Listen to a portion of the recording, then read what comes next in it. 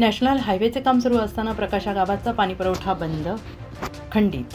ठेकेदाराच्या दुर्लक्षामुळे बोअरवेल निकामी. विसरवाडी ते खेतिया नॅशनल हायवेचे काम सुरू असताना शहादा तालुक्यातील प्रकाशा डामरखेडा गावांना जोडणाऱ्या नवीन पुलाच्या बांधकामादरम्यान ठेकेदाराच्या निष्काळजीपणामुळे दोन्ही गावांना पाणीपुरवठा करणारी मुख्य बोअरवेल आणि जलवाहिनी तुटली आहे. त्यामुळे प्रकाशा गावचा पाणीपुरवठा पूर्णपणे बंद झाला आहे. काम सुरू असताना जमिनीखालून पाणीपुरवठा करणारी जलवाहिनी गेली असल्याची माहिती असतानाही ठेकेदारांनी दुर्लक्ष केल्याचं समोर आलंय आणि या घटनेची माहिती मिळताच माजी जिल्हा परिषद उपाध्यक्ष रामचंद्र पाटील यांनी घटनास्थळी धाव घेत ठेकेदार आणि प्रशासनाला जाब विचारला आहे. दरम्यान शहादा तहसीलदार संभाजी पाटील यांनी तातडीनं पाहणी करून बोअरवेल दुरुस्ती आणि पर्यायी पाणीपुरवठ्याचे आदेश दिले आहेत.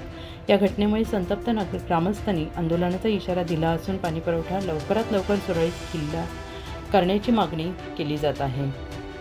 एक गावात पाणी पुरवठा होतो, त्या पंपाजवळ त्यांनी खोदकाम लावताना तो पंपच त्यांनी डायरेक्ट तोडून टाकला. त्याच्यामुळे गावात पाणी पुरवठा होऊ शकत नाही.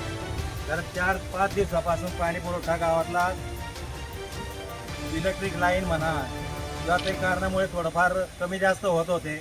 जसं आज 2 दिवसात पाणी क्लिअर झालं, परंतु त्यांनी अगदी जवळच बोरच्या जवळच त्यांनी खोदून टाकलं. त्याच्यामुळे पाणी आज गावाला मिळणार नाही. तर याची जबाबदारी शासनावर का काम करणाऱ्यावर ते सांगा. कारण काय आहे की वेळोवेळी कलेक्टर मॅडमनी इथे व्हिजिट दिली, प्रांत साहेबांनी दिलं, मागचे तहसीलदार साहेबी नेहमी सतत पाठपुरावा करत होते. परंतु शेवटी आमच्या इथले वायरमन आहेत, वॉचमन आहे, यांनी सांगितलं की 10 फूट लांब असू द्या व त्यांनी आरामखोरांनी ते अगदी जवळ जाऊन त्यांनी मुद्दाम बुद्धिपुरस्कार ते बोर पाडला.